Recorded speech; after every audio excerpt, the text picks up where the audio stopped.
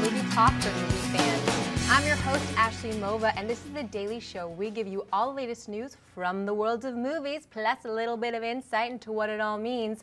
Joining us, as always, is AMC Movie News Editor-in-Chief, John Campea. Greetings and salutations, everybody. Welcome to the best damn movie-related show on the internet, coming to you live from the Stream.tv studios here in Hollywood, California. Still sick. Talk to the doctor. Is going to be sick for a couple of weeks still with his damn chest congestion. So my apologies for sucking on halls while I'm talking and smacking my lips. I apologize, but we are so glad you decided to make us part of your day. Also here, AMC Movie News production manager, Dennis Zen. Hey guys, I'm also still sick. Part of this plague. The plague. Yeah. I hope I get better soon because this cough is killing me. Yeah, me too. Continuing on in award season, last night the Broadcast Film Critics Association held their annual Critics' Choice Awards honoring the best films of 2013. Some of the major winners of the night were Best Picture, 12 Years a Slave, Best Actor, Matthew McConaughey, Dallas Buyers Club, Best Actress, Cate Blanchett, Blue Jasmine, Best Supporting Actor, Jared Leto, Dallas Buyers Club, Best Supporting Actress, Lupita Nyong'o, 12 Years a Slave. Best Director, Alfonso Cuarón, Gravity. Best Original Screenplay, Spike Jonze, Her. Best Comedy, American Hustle. Best Actor in a Comedy, Leonardo DiCaprio, The Wolf of Wall Street. And Best Actress in a Comedy, Amy Adams, American Hustle. So, John, what are your thoughts on the awards handed out last night? I really like the Broadcast Film Critics Association Awards, the Critics' Choice Awards. To me, this is the true second big award show besides the Oscars. To me, it's the Oscars, the Broadcast Film Critics Association Awards, and then somewhere way down at the bottom would be Golden Globes to me. These, to me, are the more legitimate awards when you compare to the other ones, notwithstanding the Oscars, which are obviously at the top. And no surprises. One small surprise. I said 12 Years a Slave would probably win. It did. Matthew McConaughey won for Dallas Buyers Club. I still think Chiwetel Ejiofor will take it at the Oscars, but I'm going to have no complaints if Matthew McConaughey wins. Cate Blanchett. The nice thing was, I thought there was this huge popularity swell for Jennifer Lawrence for American Hustle, and quite frankly, I don't think Jennifer Lawrence, I don't think she deserves the Academy Award or the Critics' Choice Award for Best Supporting Actress in a Movie. She's great in it. I love Jennifer Lawrence, but I think when we were talking about the Oscar awards yesterday, I said the sexy pick for this one, even though I think Jennifer Lawrence is going to win, the sexy pick is going to be Lupita Nyong'o. I thought she would be the sexy pick, and I'm really glad to see that she won here. The Critics' Choice Award also had a couple of genre awards.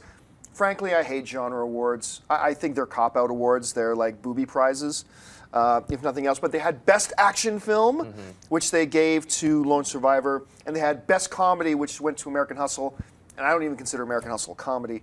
But all that being said, right down the line, I think this was a solid winners list.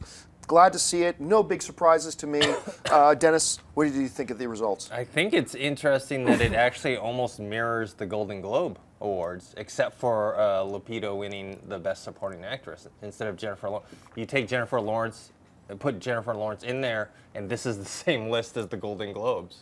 Yeah. Exactly. Except once again, though, that the Golden Globes cheat, because they give 2 awards for every category. They give 2 Best Actor awards, well, they do 2 that, Best Actress awards. They're doing that here. I know, but I do like that they don't call.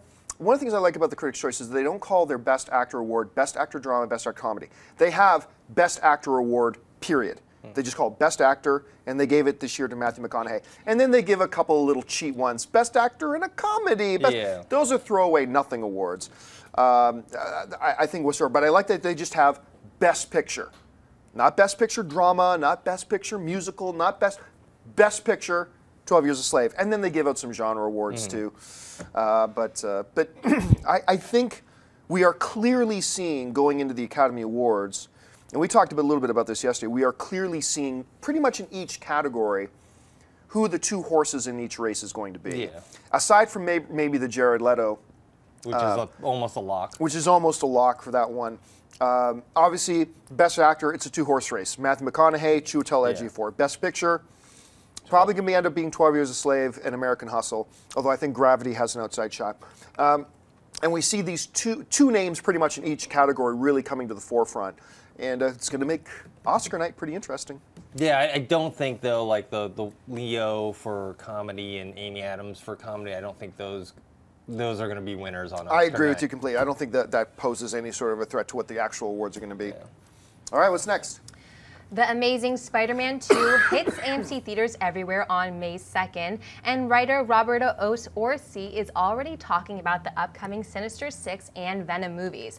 In a recent interview with IGN, Orci talked about the origin of all these characters by saying this: Oscorp plays an important part in how our villains get created, obviously in the first one. So because Peter becoming Spider-Man came out of that, rather than saying, and then this alien came from space, or whatever, they're doing human hybrid weird stuff at Oscorp.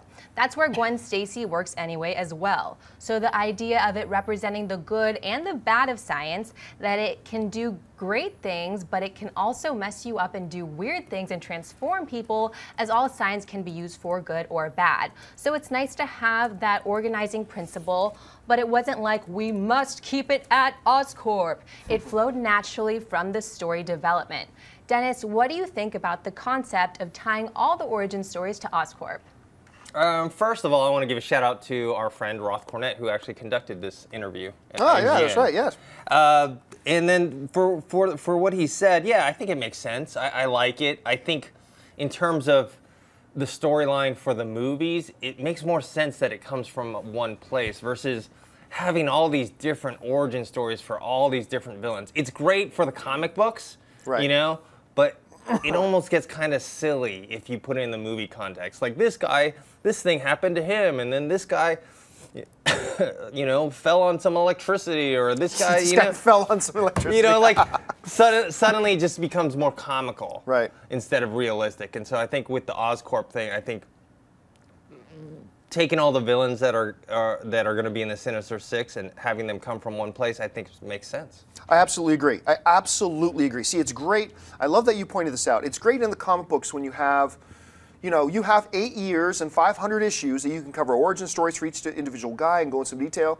You got a couple of movies. You got a whole bunch of key characters. And look, as much as I love the Sam Raimi Spider-Man films, notwithstanding the third terrible one, but it was getting pathetic that every single villain in that Spider-Man universe had almost the exact same pattern of an origin story. It's a good man who gets caught up in an unfortunate situation, and then something bad happens to him that transforms him into a bad guy.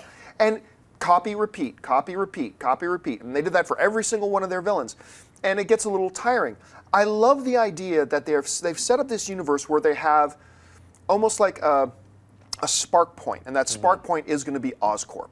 That everything that happens there is going to stream out from there, and whatever their grand scheme is, which we still don't know what that is, really. So I like the fact that they're going to connect all these things to one thing, because it's also less coincidental that way, right?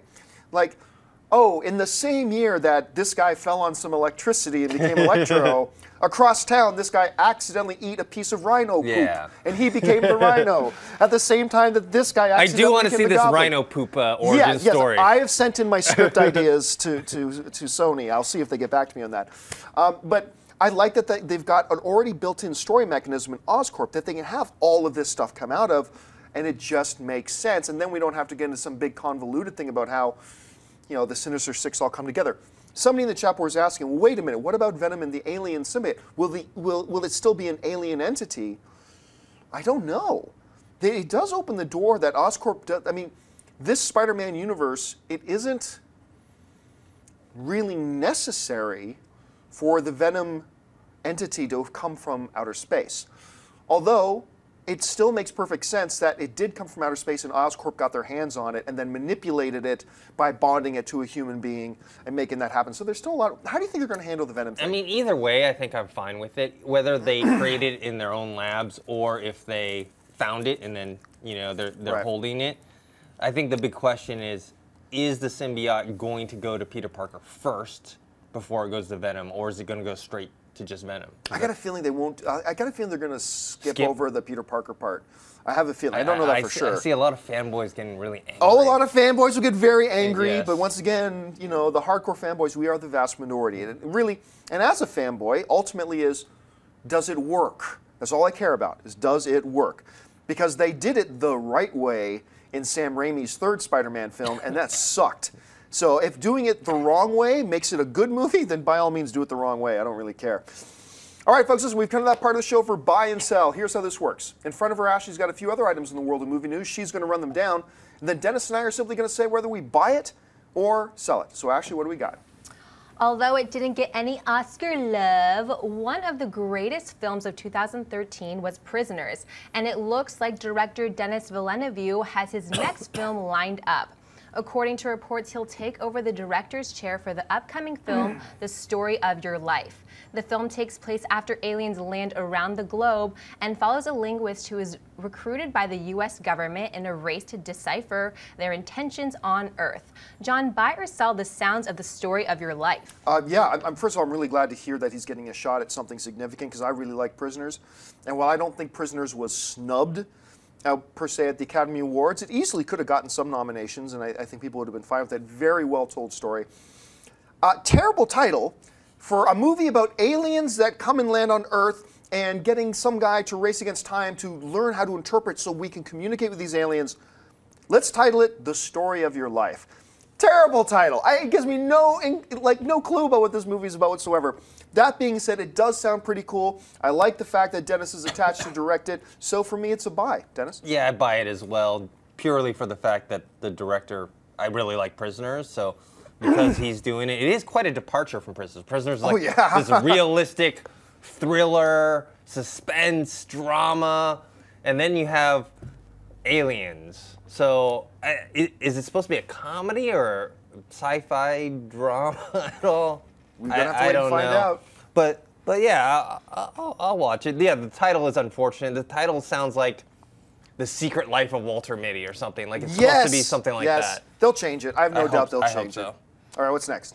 The first official trailer for the new Elizabeth Banks comedy Walk of Shame has hit the web. An aspiring Los Angeles TV news anchor goes out for an uncharacteristic night of partying. She awakes in a stranger's bed to a phone message from her agent telling her the job is hers if she can make it across town by 5 p.m. Stranded in an unknown area without money, a phone, and a car, she embarks on a series of misadventures as she races to the most important job interview of her life. The film hits AMC theaters everywhere on April 25th. Dennis, buy or sell this new trailer for Walk of Shame? While I really like Elizabeth Banks, I think she's cute, charming, and funny, I had to sell it. I didn't really laugh at the trailer at all, except for maybe the last part with the car alarm thing. Right. Other than that, I didn't really laugh at it, and I didn't find it funny. The best part for me was for, Wire fans, you'll recognize the actor who plays D'Angelo Barksdale is in it. And, of course, Cyclops is in it. I'm also, unfortunately, going to have to sell this. Spoiler alert. Bit of a spoiler alert. The mysterious stranger Elizabeth Banks wakes up with in bed is me, actually. Just wanted to give you guys a little bit of insight into that. I cannot help, every time I get together with Elizabeth Banks, I cannot help but fall in love with her just a little bit more every time. You're right. She's charming, she's witty, she's talented, she's infinitely likable. And I just love seeing her in everything. But you're right. This trailer did not even make me grin once. I'm still very interested in the film. I think the premise sounds great. I think with James Marsden and Elizabeth Banks, I think you got a really good, solid cast. I still believe this is going to be a good, funny movie, but it's not a good trailer, so I got to sell the trailer. Although it was originally supposed to open in 2013, the new 300, Rise of an Empire, hits AMC theaters on March 7th, and they've just released this brand new poster for the film. John, buy or sell the looks of this new 300 poster? It's a descriptive poster. I mean, I always say I love it when posters in one frame give you a sense of the spirit of the film. 300 Rise of an Empire, ladies and gentlemen. So I gotta say, I do like it. I like the poster. To me, it probably embodies what the film is supposed to be. So and it looks pretty badass. Looks pretty cool. I still don't know how these Spartans have such clean crew cuts and well-kept beards. I don't know where that's coming from, but for me, it's a buy, Dennis. I buy it as well. I like the composition of it. I like the colors, and it's pretty violent for a movie poster. I do have a question, though. Why is there blood stains near the hilt of the sword, but the pointy part that apparently just stabbed somebody is all nice, clean, and polished? I don't know. No stains whatsoever. All right, folks, listen, it's that part of the show for Mailbag. But listen, for those of you who are watching us live, and we do this show live at 11 a.m. Pacific Standard Time every day, for those of you who are watching us live, we're going to take a little bit of time and take some of your live questions. So if you have a question, throw it in the chat board. Start your question with the word question, hyphen, and then write your question in. Ashley is over there. She has all the power. She's going to be deciding which questions do get picked and which questions do not. But until that point, we do have some questions in the mailbag. Listen, if you've got a topic or a question that you'd like us to address on the show, you can email us 24/7 at amcmovietalk@gmail.com. Every day we take a little bit of time to answer your questions. Ashley's got a few of them pulled out of the mailbag, so Ashley, what do we got? Darren McGregor writes, greetings and salutations, everyone at AMC. My question is, how can a movie like the second Sex and the City movie cost $95 million to make, and a movie like Dredd only cost $45 million with the explosions, guns, and special effects? Granted, I have not seen Sex and the City, but I wouldn't be wrong in assuming it isn't filled with explosions and car chases. You'd be wrong. Action-packed. Surely a rom-com would cost much less to make than an action sci-fi would. You have previously stated that marketing doesn't go towards the budget of the film, so could you possibly explain how this is? Yeah, you can't make the assumption that if there's a special effect, that special effect costs $50 million to make. One of the cheapest movies, actually, the most inexpensive movies to hit theaters on a wide scale in a long time, was, what was that bad alien invasion movie? A couple of years ago. Skyline. Skyline was a very inexpensive film to make. A couple of guys who ran a visual effects house, they decided, let's make a movie on our own. And if I'm not mistaken, I believe they shot most of the movie at the one guy's apartment building, the guy where he lives. They shot the movie there, and they did all the special effects themselves. I think it cost them like $10 million to make. Visual effects can be hugely expensive, but here's the other thing that can be hugely expensive. Sex and the City is a massive juggernaut of a franchise. And the first movie made a lot of money. Almost $400 million. Almost $400 million. So now you've got these 5 actresses coming back, or 4, I don't know how many there are in Sex and the City, whatever. I'll say 5 for argument's sake. You got these 5 actresses coming back who've been in the show for 10 years, did the first big successful movie, and each one of them minimum was collecting between $5 and $10 million for that film. So now, right there, before you shoot one frame of that movie, you've got roughly, let's for argument's sake say about $32 million just tied up in those actresses alone. Then you take production over, I believe they shot a lot of that film somewhere like in Cairo or something like that, and in South America, and all these exotic locations. You're taking hundreds of crew people and staff people. Making movies can be damn expensive. Or you can do what the guys with Skyline did, sit in your living room, shoot the movie there, and then edit up the effects on your computer. So it really depends. It really does depend. Each movie is so individual in that way. And that's why you can get a Sex and the City that costs $95 million to make, and why you can get Dredd with a lot of special effects. But you can tell a small-scale movie, very confined, that costs only $45 million to make, Dennis. Yeah, I'm glad you brought that up. It's the location. I mean, Dredd was in this one location. It's on a sound studio somewhere. Yeah. And then with Dredd, it's not a huge property. It actually was a failed movie property that they tried to revive. Restart, yep. With Sex and the City, they have already a hit TV show. The first one made almost $400 million worldwide off of $65 million. So, of course, the actresses have leverage. They're going to be like, well, huge we're leverage. not going to do the same. Especially because most of them know this is their payday. This is their they're not going to be a star in a bunch of other movies. Yeah, you know, there's not going to be a Sex and the City 7. Yeah, so they're like, okay, let's cash in now. And, of course, they got paid. And I'm sure they probably had a lot of, like, you know, probably, like, their trailers were, like, super nice. And they probably had, like, a million assistants and all these things they probably didn't have on the first movie. So, yeah, that's how budgets can balloon. All right, what's the next question? Michael Woods writes, "Hi guys at AMC, love the show. My question is, why is it so important for a film to come out during the late November/December for it to be considered to be even nominated for an Oscar? Like, why doesn't the Academy consider the whole year when it comes to considering who should be nominated for what? Thank you, keep up the great work." Well, I mean, you're right in noticing that it seems like the majority of the films that get the Oscar buzz are the ones that come out in November and December, right near the end of the year. However, it's a misnomer to assume that, oh, the Academy just looks at films in November and December and gives them the Oscar buzz. No, here's what happens.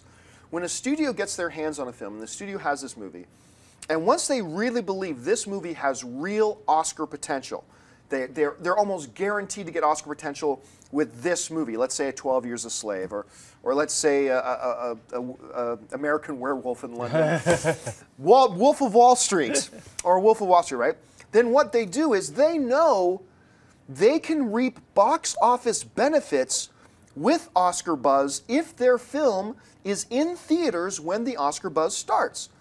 So it's not a matter that the Oscar will only sit back and look and, well, what opened in November and December? It's not that. It's that the studios who have these movies that they feel pretty secure about will get big Oscar buzz. They put their movies in November and December so that their box office results can benefit from the award season buzz that they know their movie is going to get. Because I guarantee you that 12 Years a Slave, if it came out in February or March or April, it wouldn't have done as well at the box office without all the awards buzz surrounding it. It still would have done okay, but it does a little bit better because it has award season buzz to pump it up. Same reason why you got Saving Mr. Banks being re-released in theater right now. Same reason you have Gravity is being re-released in theater, because they want to take advantage of that award season buzz. That's why American Hustle's coming out now. That's why Wolf of Wall Street is out now, is because the studios know they're going to get awards buzz. Let's put it where we can reap some benefits for that awards buzz, and that's normally what happens. Dennis, how do you see it? In addition to what you're saying, it's human nature to kind of, especially for the not Oscars, but just the awards in general, all the buzz, to have the last thing that you saw in your mind. So if they put out, like for me, my favorite movie of the year was Mud. It was released, I think, much earlier in the year.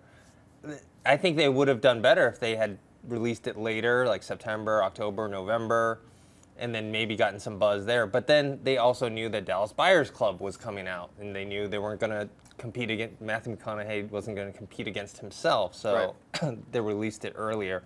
So I think that's part of it, because in order to get the award season buzz, you need to get people to like your movie enough to think of it, and to do that, you got to get it closer to that date, and that's just human nature.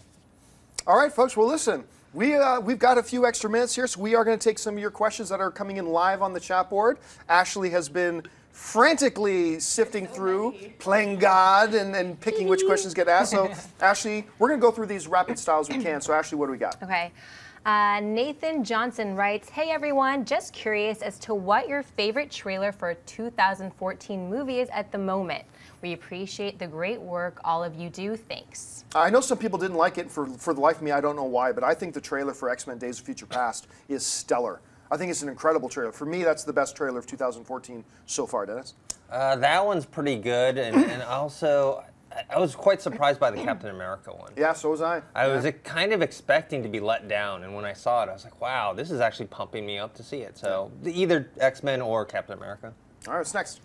Marcos Lopez writes, "What do you think will be the roster for the Sinister Six film?" Boy, we've actually talked about this on this show a number of times. I don't know. I mean, obviously, I think we're going to have Rhino. We're going to have Electro. Yeah. I think Lizard is going to be a part of that. Because remember, Lizard didn't die in the first one. He was just in prison.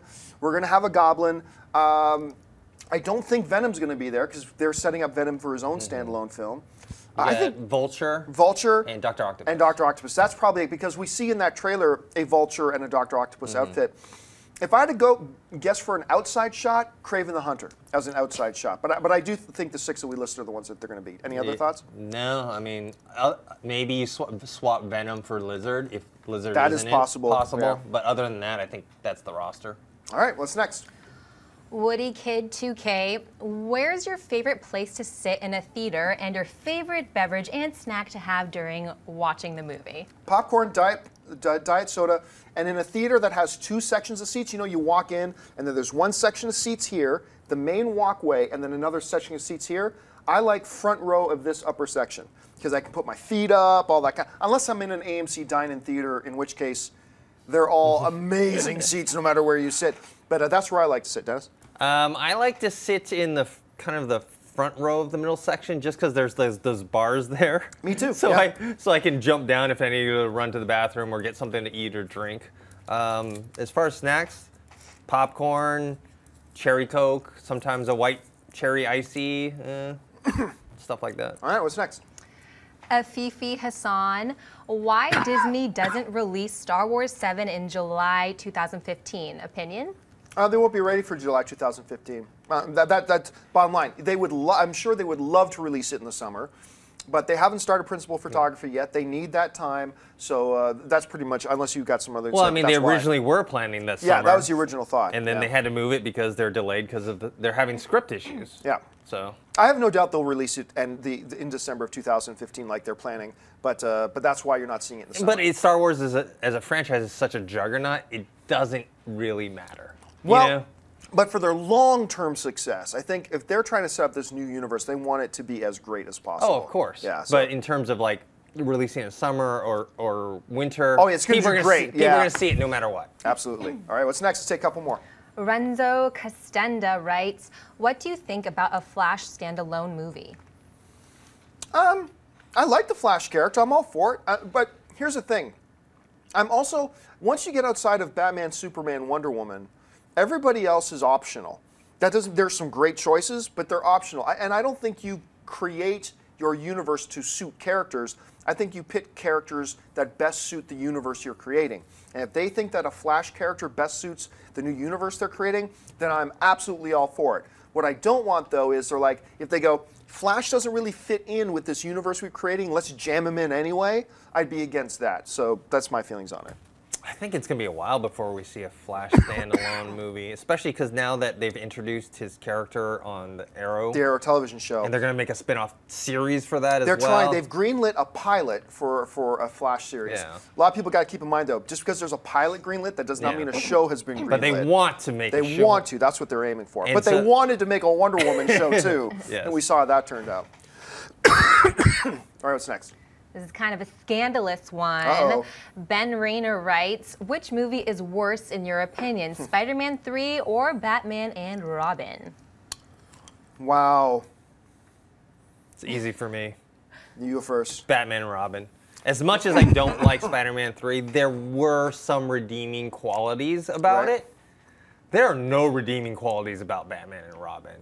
I mean, to me, that was a big F you to the fans. That was one of the worst movies ever made. Spider-Man 3 was a pretty bad movie. I don't know if I would put Spider-Man 3 as one of the worst movies ever made, but Batman and Robin, definitely. Yeah, I'd say Spider-Man 3 to me is one of the most disappointing films I've ever seen. Because after Spider-Man 1, 2, the expectations were so high, and then it laid such a big egg of crap. But I got to agree with you, actually, you're right. That Batman Robin movie is a legendarily and epic scale, terrible film on every level. Not even so bad it's good, it's just so bad it's bad. So, all right, what's next? Innovation Film writes, would Joss Whedon have been allowed to make up his own superhero characters for Avengers 2 to avoid the rights issues that come with certain Marvel superhero characters?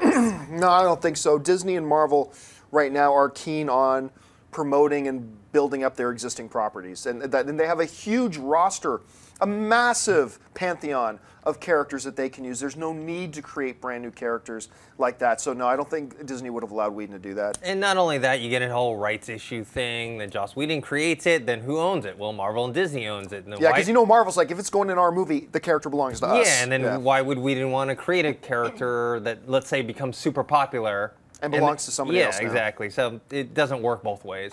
All right, let's take two more. Okay. Unknown Resistance writes, if Harrison Ford is in episode 7, do you think they should have a scene where he shoots first? that would be bad to do because you don't create your story to slip in a gag. But if they found a way that it fits and it wasn't too jarring and pulls you out of the disbelief of the narrative you're watching, they found a way to do a little thing like that, the fans would laugh a lot. It would be pretty cute if they could find a creative way to do that. But I'd say don't even try. Don't bother trying. Personally, I'd love it. I think it'd be great. I'd laugh out loud, and I say even try and squeeze it in, even if it doesn't fit. Just put it in there. All right, let's do the last one. The Neg1 writes, what are your thoughts on changing the race of some of the superheroes in the DC universe just to show diversity and not seem like they're whitewashing the JLA franchise? Well, I mean, there's this whole thing about whitewashing and stuff like that. Whitewashing is when you take something that's supposed to be one thing and then whitewash it into something else. You know, Wonder Woman is supposed to come from this, this Greek descendant mythical race thing. So the fact that she looks Caucasian, that's part of the story. That's the way it looks. I mean, I have no problem. I've always said this. I had no problem with them changing Kingpin from a white dude to a black dude. I have no problem with them changing Nick Fury from a white dude to a black dude. As long as being white or any race isn't a core essential element to who the character is. You can't make Black Panther Chinese. You just can't, because his race is a core essential element to who he is. Chinese Panther to the rescue! But, and Wonder Woman, you can't change, I don't believe you change her from white to black because of what the core essential element of what her history is.